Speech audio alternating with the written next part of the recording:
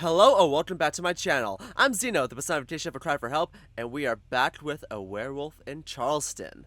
From what we've learned so far, everyone has been saying that werewolves have been eating people and that they must be eliminated immediately. Werewolves are being persecuted and everything. But as soon as we stumble across a werewolf, he wasn't like dangerous at all. He's just a normal person. In fact, Oliver, the main character, is pretty normal when he's a werewolf. He doesn't have that same bloodlust as they all claim to be. So obviously we know that everything the church is saying about werewolves and everything, and all the rumors about werewolves are nothing but lies and everything. But let's see how far this will go. Will Oliver stop being such a fucking prude and deconstruct from his religious upbringing?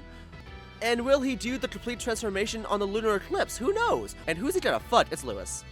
It has to be. Well, we won't know if we keep on just stalling. Let's get started, shall we? So the last thing we left off on, we turned into a werewolf.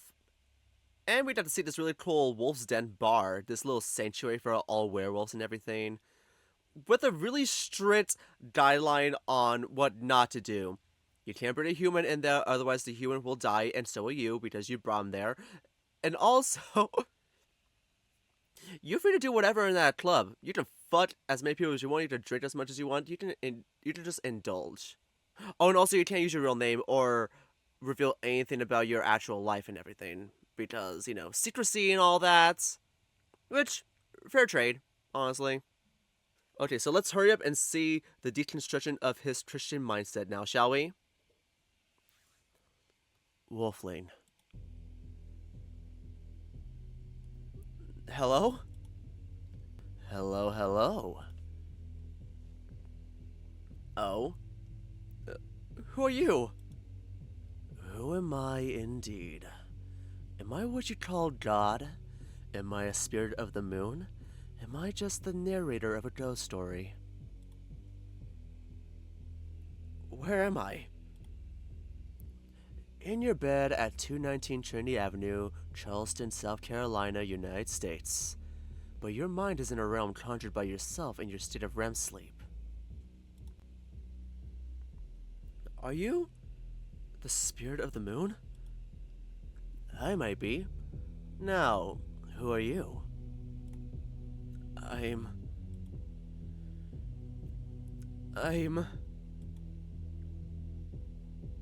not sure.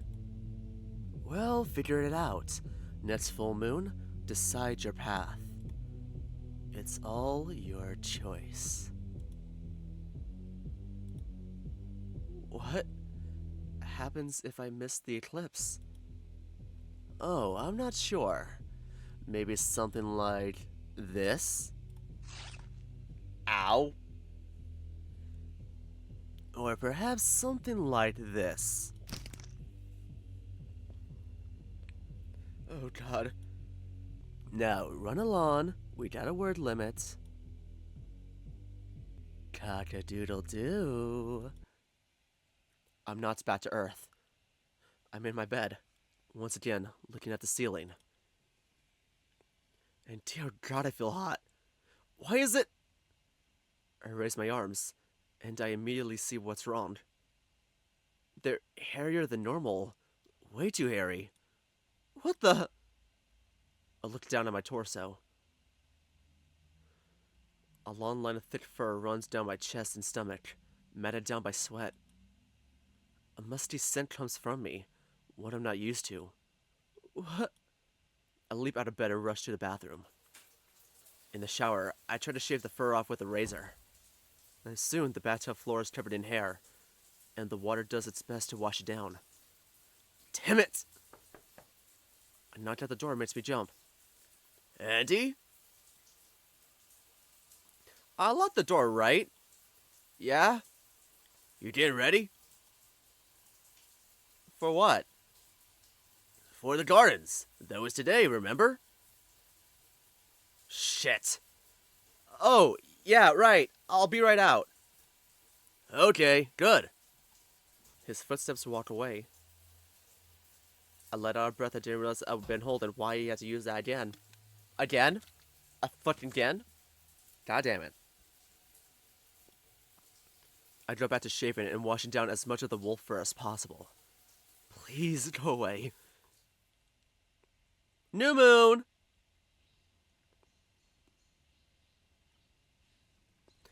Dad and I take a hike through one of our favorite botanical gardens. I'm wearing a long-sleeve shirt to try to hide the razor bumps on my arms and torso. Unfortunately for me, though, today is hot as hell. It's a usual spring day. The humidity makes the air hot and heavy. Cicadas sing their songs in the dense forest. I try not to walk into the occasional swarm of bugs. Ooh, Andy, check this out. Dad stops, and he observes something off the side of the trail. He gestures for me to come, so I obey. My gaze follows his outstretched arm pointing to the forest. A gray wolf presses through the bushes, about 50 feet away from us. Don't kill it, please don't kill it. Oh my, should we get away? Just don't bother it. So we observe the wolf as it wanders its habitat. It looks peaceful, keeping to itself. Its fur patterns are pretty. What do you think it's doing?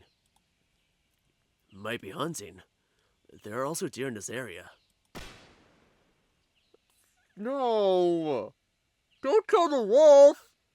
A loud crack silences the forest. Before I know it, starlight bursts from the wolf's neck and paints the forest floor beneath it. The wolf flinches before it falls to the ground. What the? I'm frozen by the sight of the wolf twitching on the forest floor. Dad calls out to the forest. Hey, who's there?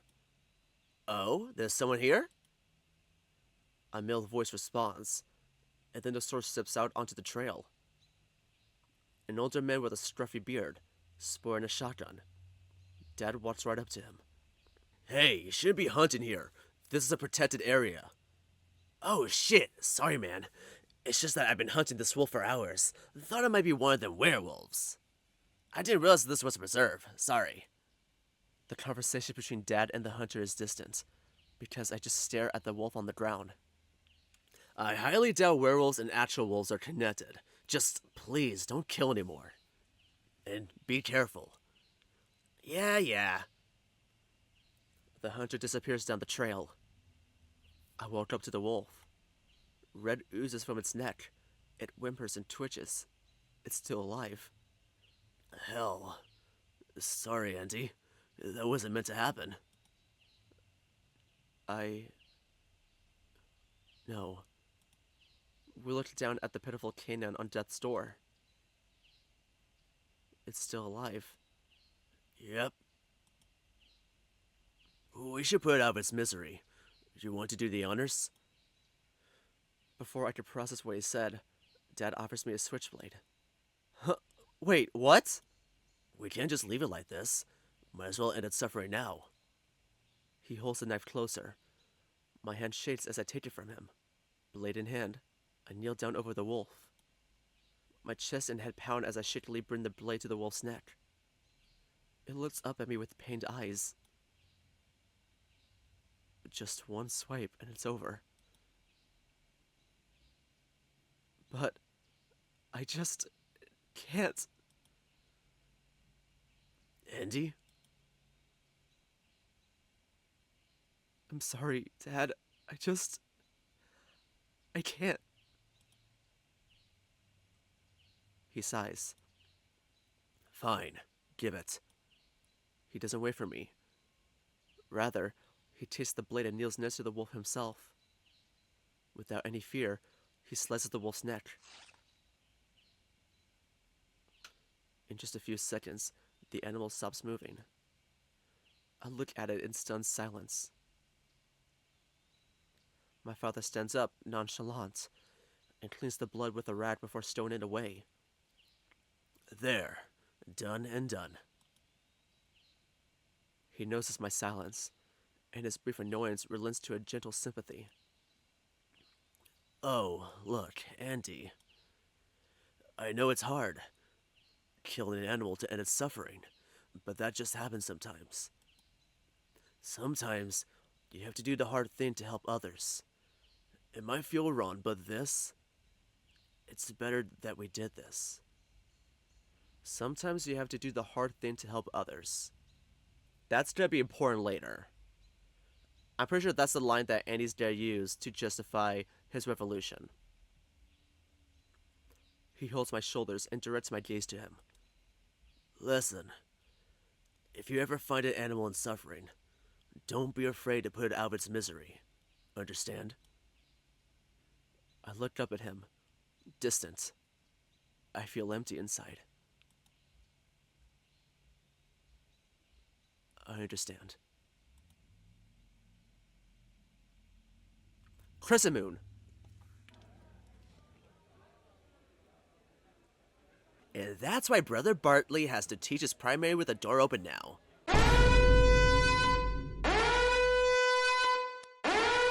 Why does he have to teach his primary with the door open now? Are we not talking about that?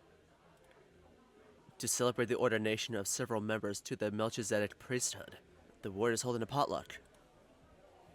Several families gather in the church's gym, enjoying a variety of home-cooked meals. I'm sitting with the elders, both veteran and new, but all the young men's small talk is distant to me. All I can do is think back to the wolf in the forest. Something deep inside me considers the possibility that werewolves really are connected to wild wolves. It seems unlikely, yet the idea still uneases me. And then, an image flashes in my mind, one that petrifies me. I imagine Lewis, laid on the ground, a hole in his neck. But, why him? So, Andy, you're Bishop Crane's son, right? Though the horrifying image lingers in my vision, I try to put up a casual conversational facade. Yep, that's me. Sick. I hear the bishop's gonna try and get a spot in the 70. That's tight, man. Yeah, it's been a dream of his. I answer automatically as I pick away at a slice of lasagna. Also, I heard you served your mission in Charleston? Oh, yeah, it was him who convinced my family to convert. Sick. Though, you could have served anywhere in the world, but why here? Well, I love this city, and I don't know, the outside world is just staring at me. I get that. Yo, what happened to your hand? I'm confused at first, until I follow Ethan's finger pointing to my right hand. Ooh. Something is bulging out of its side, near my pinky finger. What the hell? Is that supposed to be like a claw portraying out? I'm not sure. What is that? The skin over the bump is smooth and yellow. When I notice the single black hair buried under the skin, the realization hits me like a bag of bricks. That's nasty. When did that happen? Quick, think of a response. I burned myself. It hurt. If you could just excuse me. I not so smoothly stand up and flee the gym. Damn it! Not now, Oliver! I shut myself inside a primary classroom. I doubt anyone is going to come in here. I hide behind the piano in the far corner and I stare at my hand. The bulge has only gotten bigger. More black hairs appearing just under the thin, damp skin. It's like an oversized infected pimple. I squeeze it with my other hand, as if that would help anything. Nothing happens, so I pinch it. My nails pierce the skin, which sends a wave of pain up my hand.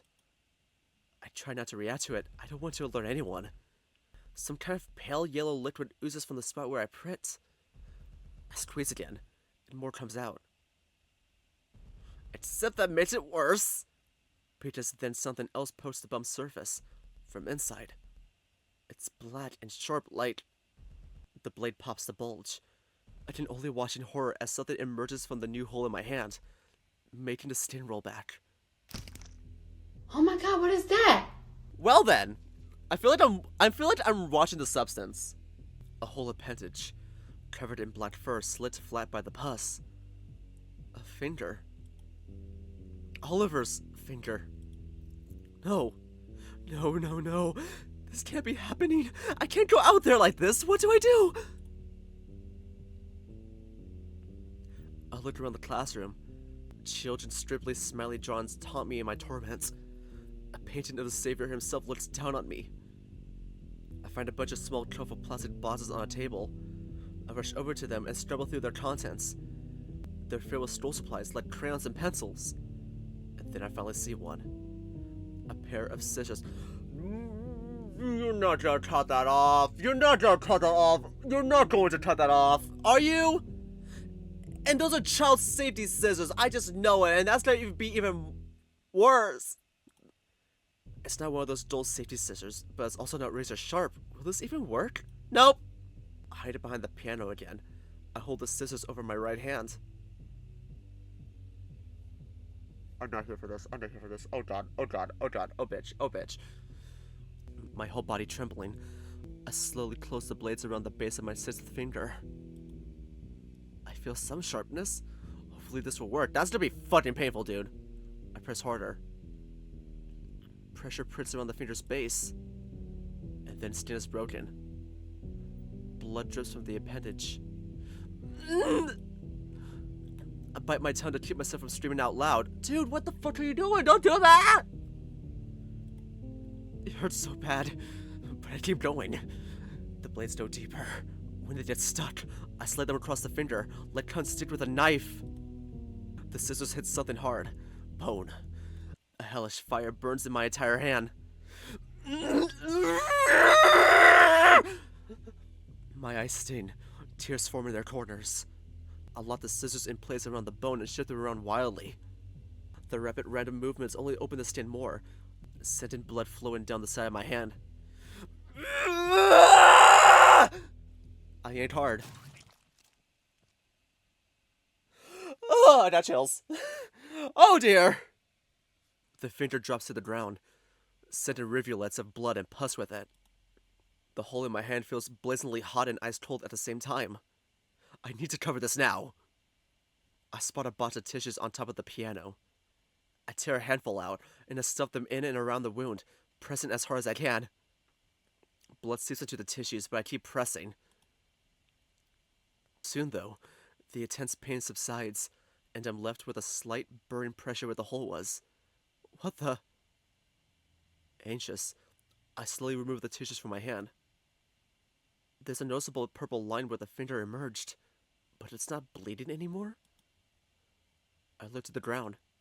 The wolf's finger is still there, blood oozing from it. How did that happen? I need to clean this up, now. I take several more tissues and wrap the finger up in them before shoving it in my pocket. I clean up the blood and pus as much as I can. They leave some stains on the carpet. Damn it, that's as much as I can get. I rush to the bathroom, hide the finger in the trash, and wash my hand as best I can. When it appears clean enough, I try to make myself look presentable before heading back out. I sit back down with the other elders. Most of them only give me brief glances before returning to their conversations. Everything good, Andy? I try not to look down at the purple line on my hand. I look at Ethan and force a smile. Everything's good. Just burn myself is all. Why do you look so tense? You're not a secret werewolf, are you? My heart pounds. I try not to react. Why would he say that? Other elders laugh, and it pounds in my ears. Don't joke about that. His mother died from a werewolf attack. Relax, didn't mean nothing. Although, my father did say that if he ever found one of those underground werewolf dens, he'd bust in guns a-blazing. The edges of my vision become blurry. Well, he'd have to find the den first. Well, he found that crusty sock in my closet, so I say he could find anything. I wish him luck with that. Those werewolves are sneaky, being moon spirits and all. I'm trapped here. I can only listen. My heart and head are pounding. Do not react. Do not react. Through tunnel vision, I stare at the now cool food, poking at it distantly. Damn. Dad and I arrive home later in the afternoon. I'm still drained from everything that happened today. So, what happened to your hand? The purple line has faded since the incident, but apparently it's still noticeable enough to catch his attention. I accidentally set my hand on a hot stove. Yeah, it hurt. People were using the stoves? Yeah, Mrs. Pritchard used it to keep her beef stew warm. Ah, I didn't know that. Makes sense, though. Her stew is best when it's hot. Sorry about that. Make sure you want some cool water on that. I will. Andy, are you doing alright? Yeah, why do you ask? It's just that you seem more tired as of late. My lids stiffen. Have you been staying up late? No, I just haven't been sleeping super well. Oh, really? How come? His eyes scrutinize me. I feel like I'm standing naked in front of him. I guess I've been a little worried lately about the werewolves. Dad's face softens. Oh, I'm sorry. He steps forward and wraps his arms around me. I know, it's kinda scary right now with the werewolves. He rubs my head as he offers his comfort. But I promise, I won't ever let them hurt you. Hell, I'll shoot one if they dare to even look at you. Just don't go out after dark, okay? My entire body becomes stiff. I have to force my breaths. Okay, understood. What am I going to do? I don't want you to meet the same fate as your mom. My stomach twists. I don't know how to respond to that. You know, she died protecting you. Really? Yeah, she was effortlessly brave. What happened to that werewolf? I killed it before it could do anything to you. His voice is dark, unnatural for a man like him. His response digs deep into me. Could I go to sleep earlier tonight? Yes, of course, if it will help you catch up on sleep. I love you, Andy. I love you too, Dad. My theory. I have a theory that his mom is a werewolf, and he killed her. That's my theory. Oh, do it be even more dramatic? Since werewolves don't actually have that bloodlust and everything, and won't attack humans unprompted and everything, I feel like his mom, overcome with all that Christian guilt and everything, especially if she's a werewolf, tells the dad to kill her, so that she won't do anything to her son. And that's why she was so effortlessly brave. That's my theory. That's my theory. And if it's not true, I'm writing that fanfiction. The sun sets. When it gets fully dark, it's Oliver's turn again. I lock my bedroom door and cover my windows as I transform. I don't hear my dad wandering outside, but I'm not going to take any risks. The moon won't be up for much longer tonight. Lewis said the crescents were the really weird phases. Because of that, there might not be enough time to get to the den. I shouldn't risk it. I do wonder just how low the moon is right now, though. I step over to the window, and I lift my hand up to the vertical blinds. Yeah, you cut your own figure off, dumbass! I lower my hand as soon as I see it. And I prayed that I was just seeing things. But I look down at my right hand.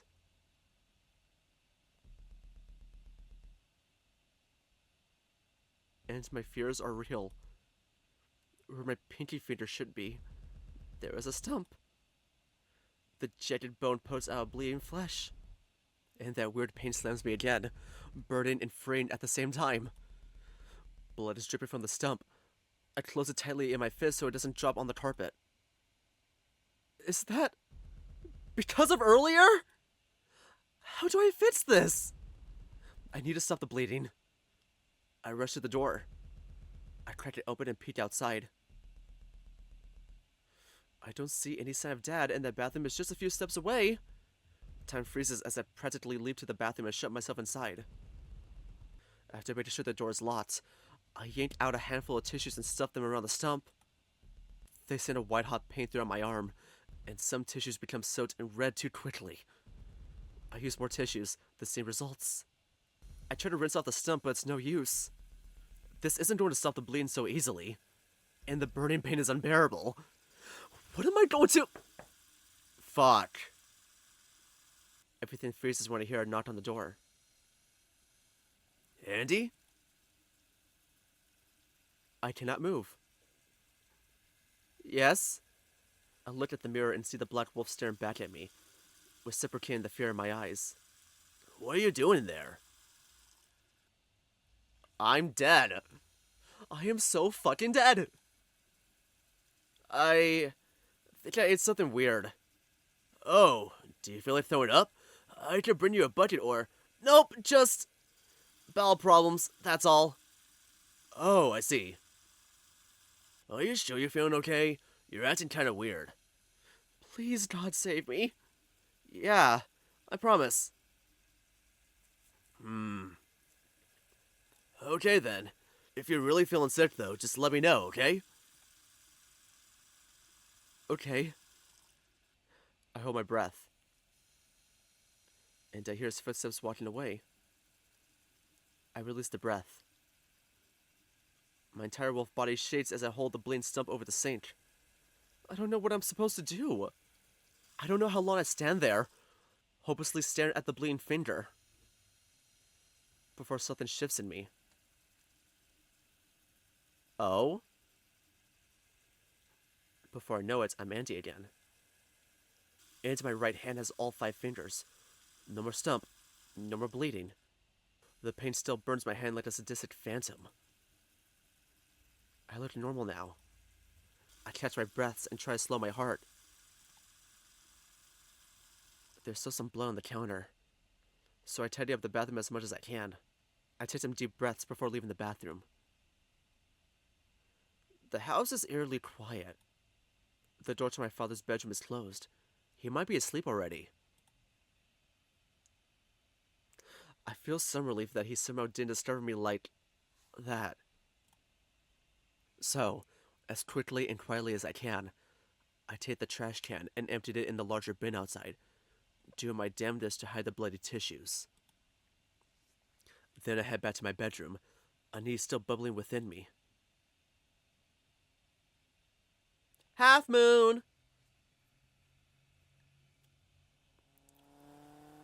Lewis and I ride through downtown, the red wolf keeping his eyes peeled for any humans. I have shown him the stump, and he and Zizi quickly help patch it up. There's a pressure around my pinky that makes it sting like hell, but I try to get used to it. Perhaps your human son should have acted so recklessly, Lewis had said. After a little disagreement, he said he wanted to show me something. Throughout the ride, I keep my arms wrapped around his torso. I haven't noticed it before, but he's quite warm, comfortingly so. Even through his clothes, I can feel a plushness in his stomach. He's soft, and I like it. We're here. Lewis's voice rumbles in his stomach, a satisfying feeling. When I realize what he says, though, it brings me back to Earth. He gets off the bike and I follow. We arrive at a public square. I recognize the location. It's close to the city market. The first thing I notice is that the streets are completely empty. Wow, kinda thought this place would have at least a few people. Well, the moon's up and people are scared of werewolves. Still, be diligent. We walk through the square, and the ocean breeze gives me a chill. We turn a corner, and I immediately spot the reason Lewis brought me here. Right ahead of us are several werewolves, hanging from a wooden frame. Each body is deformed in different ways, but grotesque all the same. What is this? This is what humans do to us. Look closely. That one in the middle? Francis. He accidentally killed a human who attacked him. Witnesses immediately swarmed him, and they hanged him right here, though not before stabbing him several times. That one on the left? Coleman. Burned so bad you can't even tell he was an Arctic wolf. He was accused of raping a teenage boy, so the humans held a barbecue where they tried wolf meat. Afterwards, they dragged him here with an automobile. And lastly, poor Serene. She went out with human friends, not knowing about the full moon that night. She transformed right there, in the middle of the square. And she managed to escape the mob, but then she was captured by a group of young men. They held her hostage for a whole moon cycle. And what they did to her, I don't even want to describe. I get sick just thinking about it. Jesus. All these bodies look fresh. Because all of these happened within the past week. But once they start decomposing, humans will try to find new werewolves to kill and display here. Why did you bring me here, Lewis? Can't you see? We werewolves are merely game for humans. Monsters to slay and display as trophies. Because humans simply cannot resist killing living beings that aren't them.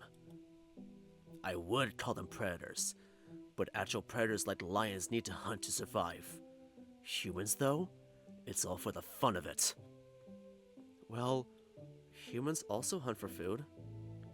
Don't you see, Oliver? Humans are filth. They won't give you anything if you stay with them. So, are you saying I should just completely abandon humans? The mere idea makes my stomach churn. Hey, it worked for me. I can't just do that, though. I have a family. Who I bet would throw you out as soon as they found out you're a werewolf. Except they actually care about me. What would you know about that? AWOO! Dude. Your father's the bishop. Let's be for real. Lewis's jaw drops, and his silent, incredulous gaze stabs my chest. My stomach drops as I realize what I said. Shit, I'm sorry. Wow, that was low. Damn it, Lewis, I'm sorry. Really, We're done here. Let's go back. Lewis storms back the way we came. I'm stunned by his stern tone at first, but I follow him. I catch up to him in the empty brick streets. Lewis, please, I'm sorry, okay? Yeah, I heard you the first few times. Well, how many more times do I have to say before you believe me? You said enough. I would appreciate it if you could shut the fuck up now. His words freeze me. I just watch as he keeps walking. Eventually, he slows his pace. He stops and turns to look at me, his face softening. He sighs, and he walks back towards me, looking at the ground. Oliver. Lewis is cut off by a yell coming from a nearby alley. When they see the source, though, it's too late. In a blur, a human man emerges from the alley and tackles Lewis. The wolf is thrown against the ground, and the man traps him underneath him. Lewis? I finally got one of you, you rotten vermin! The man then unsheathes something from his belt. A knife, and I'm frozen at the sight. Ugh, fuck! Lewis! Go, Oliver! Lewis and the human struggle against one another. The man raises his arm. My feet tell me to run away, but I stay paralyzed. The man then brings the knife down on Lewis. The wolf tries to block it, but the man is surprisingly strong. Go to hell, demon! After much resistance, the knife penetrates Lewis's shoulder. God! It's merely a prick, but it's enough for a drop of blood to seep into the wolf's jacket. My body moves on its own. I charge at the human. I tackle him off Lewis. The human drops the knife and he yells in surprise. Ah, what the? I pin him to the ground, and my claws tear into him. They slice his body open. The man screams as blood sprays from the lacerations. No! Forgive! I don't allow him to finish. My jaws clamp down around his neck and I yank away. Oh! So you guys can kill. I regain consciousness. The human twitches below me as blood pours from his neck. He tries to speak, but his throat is gone. Soon he stops moving altogether. Shit. Lewis speaks behind me. I stand and look at him. Are you okay, Lewis? He looks at the spot of blood on his shoulder. Just a scratch. Better than that guy. I looked back down at the lifeless man. and a heavy weight hits me. My voice is weak. Lewis? Yeah. What did I just do? Oh, Oliver. Werewolves! A scream echoes through the street. We look in the direction of the sound. A human emerges from a house carrying a pistol. Shit, go! Lewis takes off and I go after him. We find Lewis's bike to stumble on. As the wolf starts his engine, another rumbles behind us. Lewis revs onto the street, only for lights to shine right behind us. The car accelerates, coming right for us. Shit! Go, go, go! Oh fuck, oh fuck. Lewis speeds away, but the car keeps going after us. We look around for an escape, but we go so fast that the city becomes a blur. This is for Beth! A gunshot crashes through the air. The bullet ricochets off a building, and it nearly grazes Lewis. God damn it! The car continues to speed. It gets closer every second. Go, Lewis! I'm trying! Another gunshot. This bullet whizzes right past my ear. I got an idea. Hang on! I hug the wolf as he speeds, hanging on for dear life, my heart pounding against his back. Go to hell! The lights become blinding. I make the mistake of looking behind me. Is that his dad? The human's car isn't a hair's breadth away from me. Lewis! I shut my eyes and prepare for death. The wolf makes a sharp turn. Imagine if that was his father. A tire skid. A loud bang. Water splashes. I'm not dead? I open my eyes.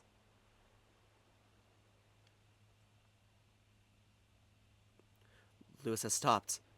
We're on a different road. This one running along a seaside promenade. And the car that was chasing us is now in the ocean. Water pours into the roofless vehicle, and the human panics as he struggles with his seatbelt. God, help me! Lewis breathes heavily, his stomach rising and falling in my arms. Holy shit.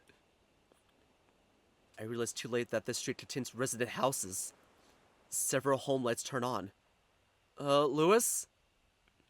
Yeah, I see. Hold on, I know a safe spot. Lewis turns and speeds down the street. The man's screams are soon far behind us. Lewis drives away from downtown. He avoids major roads, instead staying in the shadows. You're not going back to the den? Not yet. We attracted too much attention here. I don't want to risk it. The place we're going, though, it's a popular hiding spot for werewolves. We'll just lay low there for a while. But what about... If that's what you're concerned about, don't worry. I will get you home before moonset. Lewis keeps driving. A silent stillness permeating the increasingly woodsy road. I lose focus, and I even drift off for a moment. Okay, we're good. Oh, we're at the Botanical Gardens. Really? Lewis turns off the bike, tucked within thick foliage. Where are we? Even in the dark, I can see Lewis grinning. Want to see something cool? Sure? Lewis hops off the bike and gestures for me to follow. We navigate through thick grass and cypress trees. The grass scratches me, and I sometimes struggle to see Lewis, but I manage to catch up to him. He pulls a tree branch away to reveal a small wooden boat tied to a hidden dock. A boat? Yeah, you'll like this. Lewis boards and mans the oars. I hesitate for a moment, but I board. You ready? I guess so. He gives me a reassuring nod before he unties the boat and pushes away. He rows through the river, occasionally having to dodge a tree. Soon we reach a clearing in the trees and... I'm met with a magnificent sight. The night sky expands before me, revealing a never-ending canvas of stars. The galaxy forms a belt stretching across the sky. The trees emerge from the water, and they try to pierce the sky, but they can never reach the lowest constellations. I am taken aback by the sight. How have I missed this my entire life? I look to Lewis. He shrugs, a gentle smile forming on his face. Pretty, ain't it? Yeah.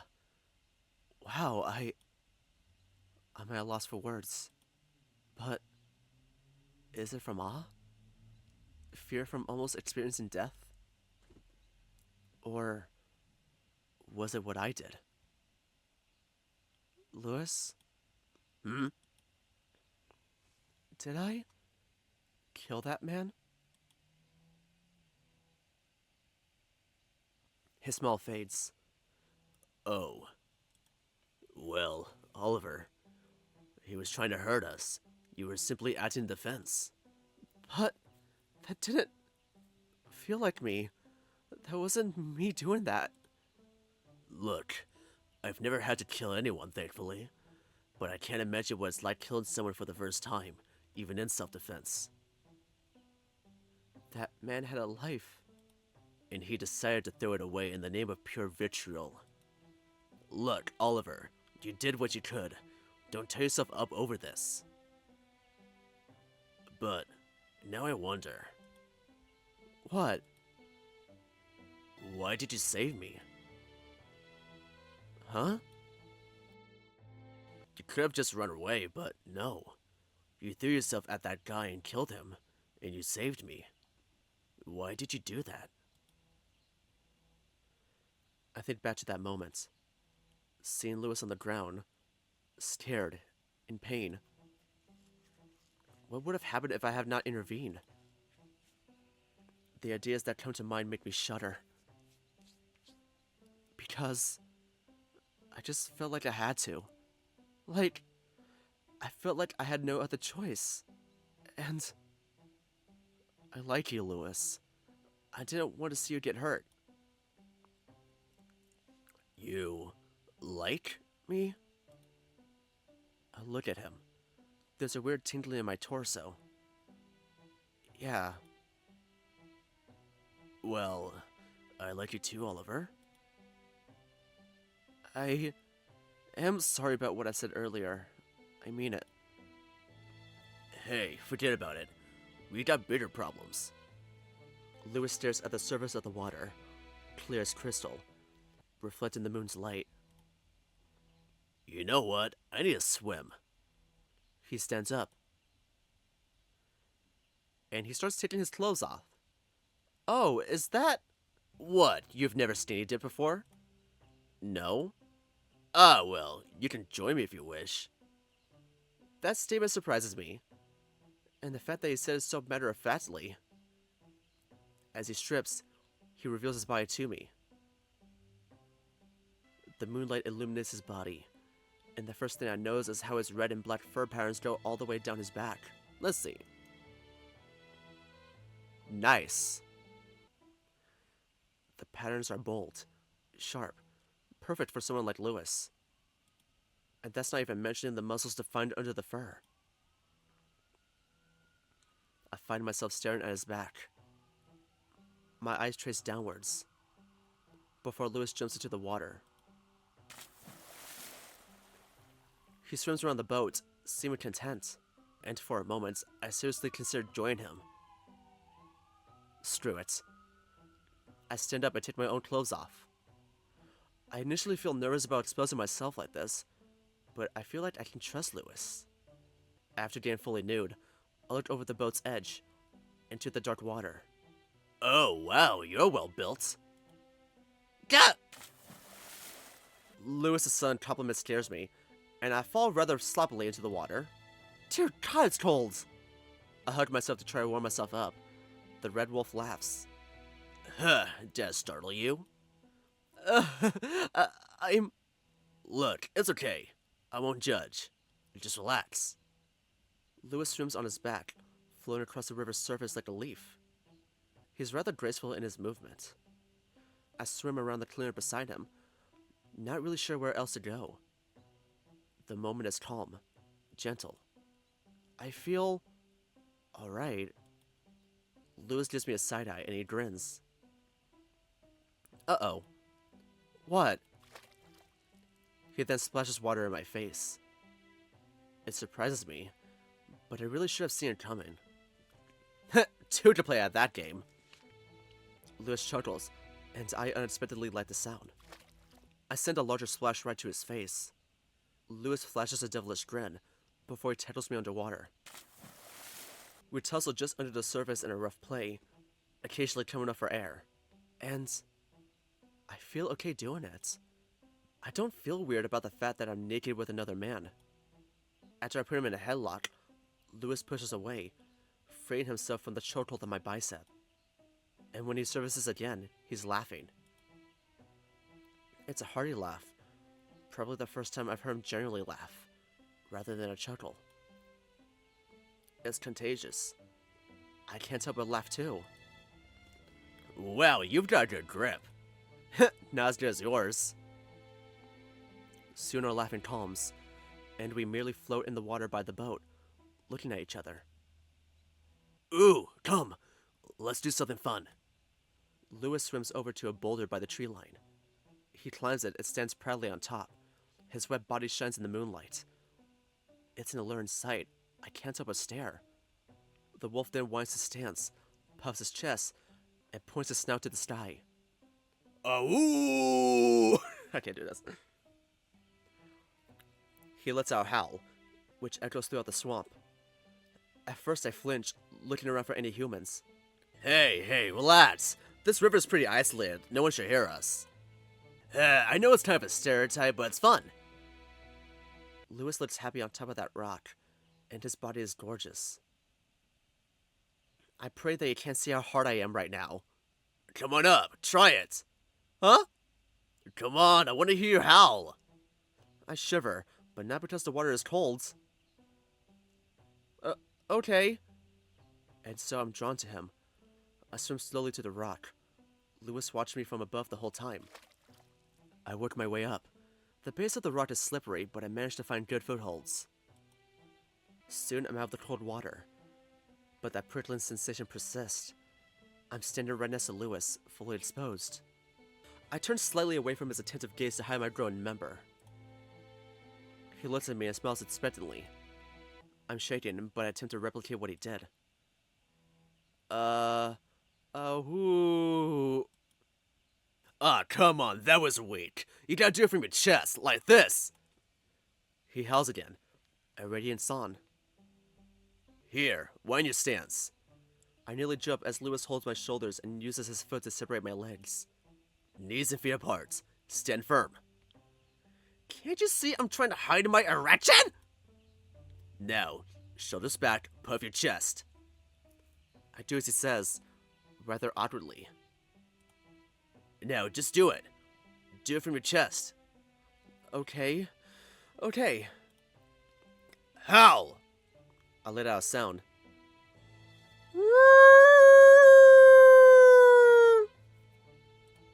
The howl bounces off the trees and the water, and it reaches the sky. There you go! He claps before howling again. Damn, that felt good! I join Lewis in his howling. Our voices harmonize as our calls are sent to the moon above. There is a unity between us, a bond. In this moment, I am truly connected to the werewolf next to me.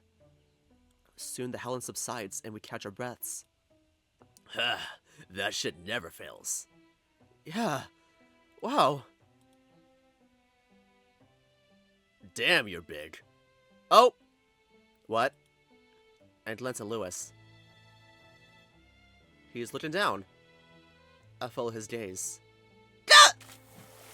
And I immediately leap back into the river. Lewis chortles on the rock as I hide in shame in the water. Damn it! I'm sorry, Hey, no shame. Not the first time that's happened. I try to hide my erection in the water. I have no idea if he can see it in this light. You're not mad at me? Why would I be? I don't know, No, I wonder. Lewis sits down on the rock. I try not to look at his own crotch. When you said you liked me, did you mean it in that way? The question makes me stop. A million thoughts rattle around in my head. Maybe? I don't know. I've never felt that way before. And my father taught me to never feel that way towards another man. That is sinful. Lewis shrugs. Then I guess we're both sinners. His response takes me by surprise. And then I process his words fully and my jaw drops. What? Do you mean both? Lewis responds by jumping back into the water. He swims contentedly over to the boat. Lewis?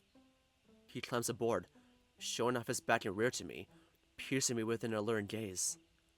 If you want to, I'm open. It's your choice, though. On the boat, he lays down on his back, keeping his intense gaze on me. Something burns in my body, and it pulls me towards him. And I decide to listen to those instincts. I swim over to the boat. I climb aboard, my eyes meeting Lewis's. My heart pounds as I crawl up to him. Oh, wow! My naked body looms over his. Our penises touching. He's a Rhettoe. Our eye contact never falters, and before I know it, my head is laying down. Our lips meet. It's awkward at first. I've never kissed anyone, even as a human. But I find a way to lock my lips with his. And it feels right. I lean into him as I kiss him, our bodies warming each other up. A heat sprouts from my crotch, and soon I find myself grinding my hips against his. We pull our faces away and lean into another kiss. Small, content noises screech from Lewis's throat. He wants me. I want him. So I grind faster, our members rubbing against one another. I've never felt this kind of pleasure before, and my god, it feels so right. Lewis chuckles and moans beneath me. You're, surprisingly good. You sure this is, your first time? My body shades as I continue thrusting. Yeah, it is. I keep listening to those deep carnal instincts, those desires, and I kiss Lewis again. He squirms as I pump, and my god, he is adorable. Ollie. His moans and twitching body are what drive me over the edge. A fire erupts from my gut. I thrust harder, losing myself as white ropes shoot from my member. Lewis moans louder as his penis reciprocates, and our bodies merge into each other as we paint the wolf's creamy tan stomach white. My body goes stiff as the last of my sleep bursts onto him. I breathe heavily, sweat mixed with the river water in my fur.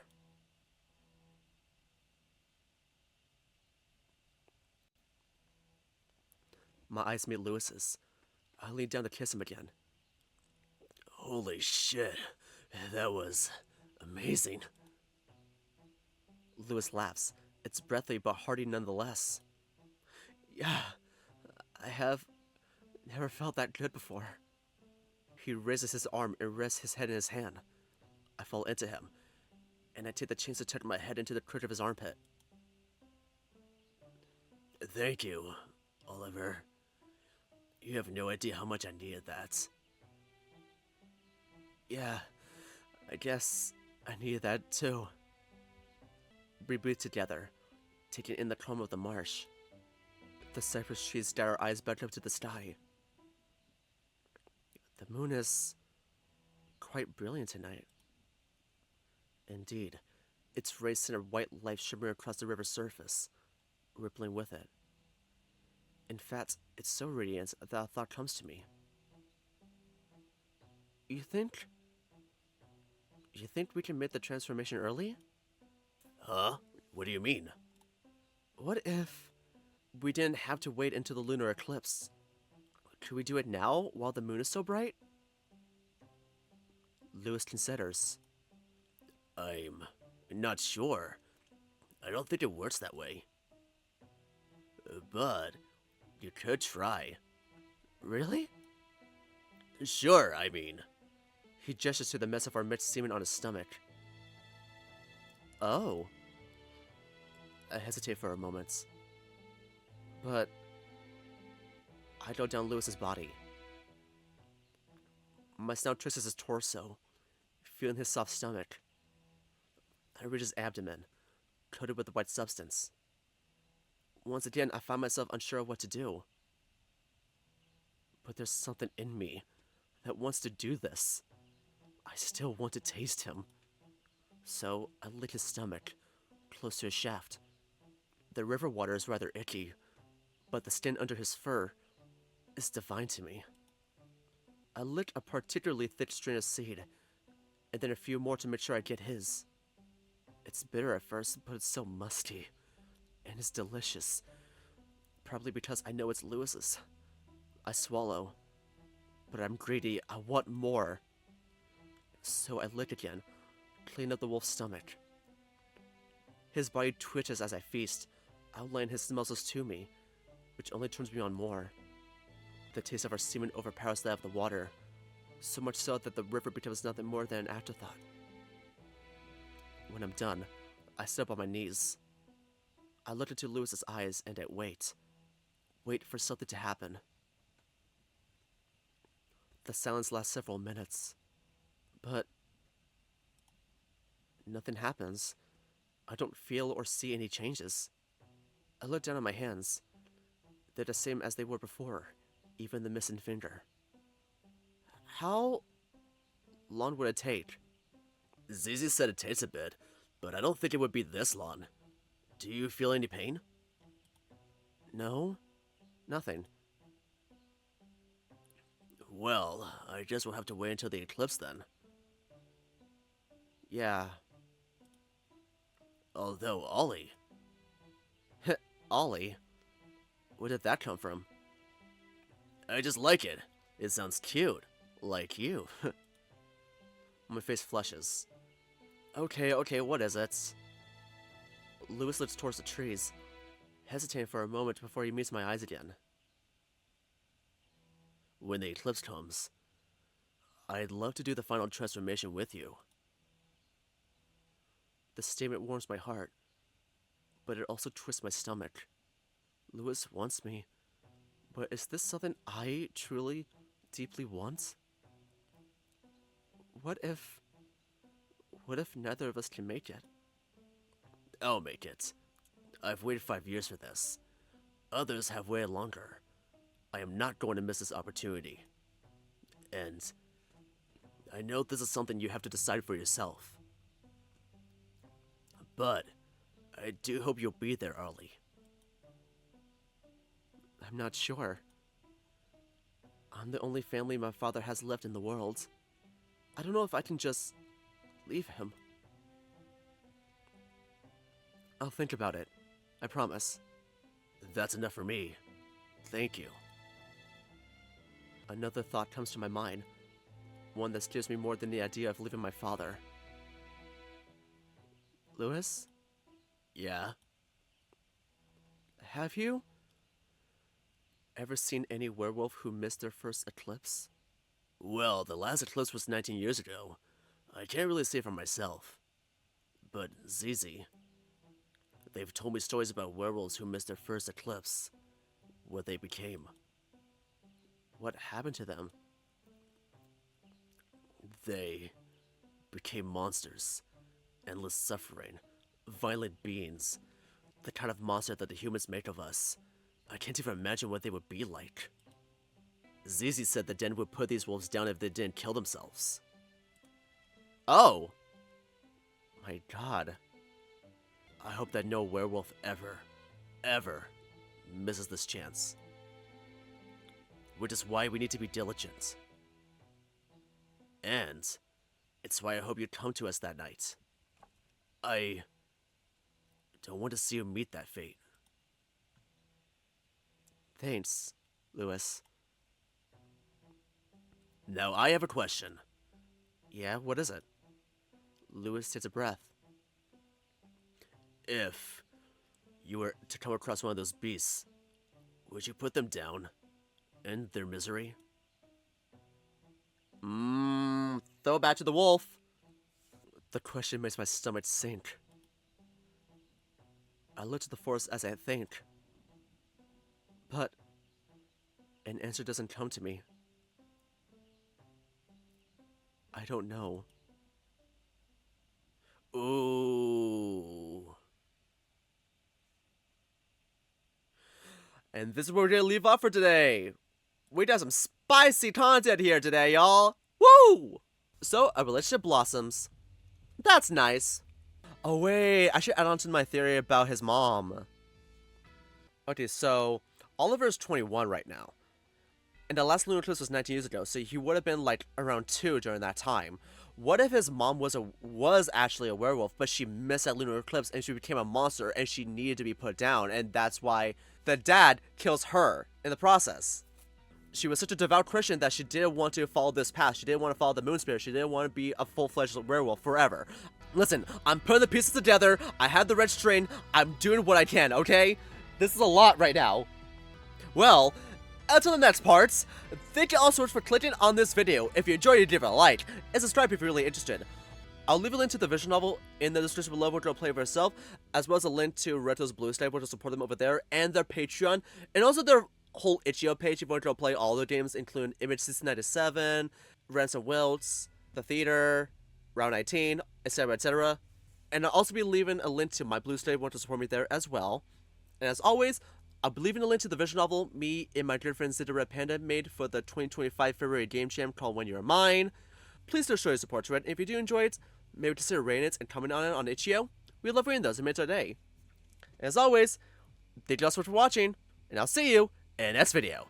Bye bye!